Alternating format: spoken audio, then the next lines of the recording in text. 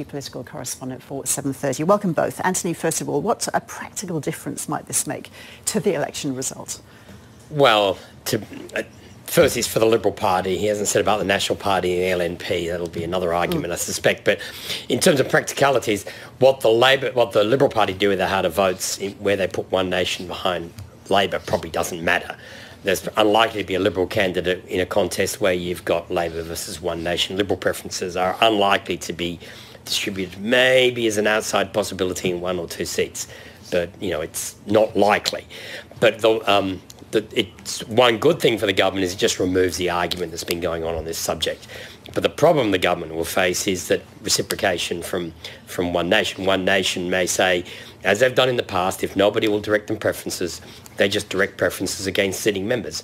And that will hurt the Liberal Party in seats, marginal seats, where there's a sitting Liberal MP and One Nation win. It's, in most circumstances, political parties hand out harder vote cards, the major parties, not to influence preferences, but to ensure their supporters don't cast an informal vote. That's the main purpose of a harder vote card, last-minute campaigning and ensuring formality. But what you also want to do is send a message to other parties who might send you preferences back. And One Nation's preferences, if they don't direct them to a party, they tend to just split evenly. If they direct them to the coalition, it might go up to 65, 70%. So there's some advantage, but the opprobrium you get from looking like you're dealing One Nation is what the coalition is trying to avoid. They just do not want to have to deal with this issue in New South Wales, particularly Sydney and Melbourne. I mean, One Nation is going to finish a distance of third in every seat in Victoria and most seats in New South Wales. This really only matters in parts of Queensland. Okay. What do you make of Mark Laytons' tweet then? He's basically saying bye-bye ScoMo. That's what at the end of the tweets that he put out earlier today. And he's mentioned a few seats, including Banks, Gilmore, Robertson. It may have an impact. I personally don't think it will. This is the danger that they had, is that it's One Nation preferences that are more important. But to do a deal with One Nation in some way just creates so much controversy. It just distracts from the election campaign.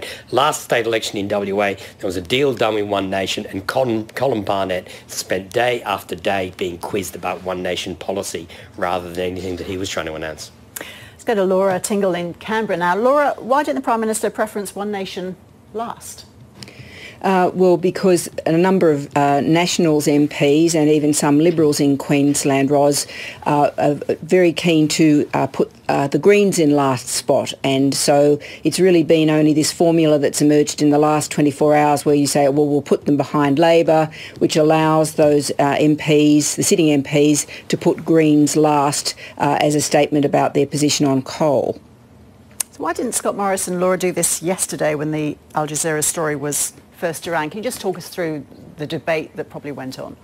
Well, you could ask the same thing about why he didn't do it last week, really, Ros. But I think what's been required has been talks with all the party organisations, I think particularly the LNP in Queensland. And of course, this has just highlighted the sort of bizarre nature of the coalition in Queensland. It's technically only one party now, the LNP, but in fact it's going to split into Liberal members of the LNP and Nationals members of the LNP in terms of how they obey this directive, or whether they say, well, I'm a Nationals member and therefore I will do what I want. And the Nationals are still saying that they will make up their preference decisions on the ground and locally and not be driven by this directive from the Prime Minister.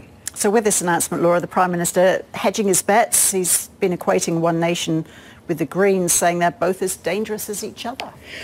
Well, I think certainly others have been saying that. I think I don't know that he's hedging his bets so much, Ros, as showing the limits on his own influence over the party, particularly in Queensland. And Antony, what does this mean then? How can this affect the Nationals in Queensland? Well, there'll be a lot of negotiation going on. There were seats at the last state election where at least one seat, the only One Nation member in Queensland, was elected on LNP preferences, which were directed to him.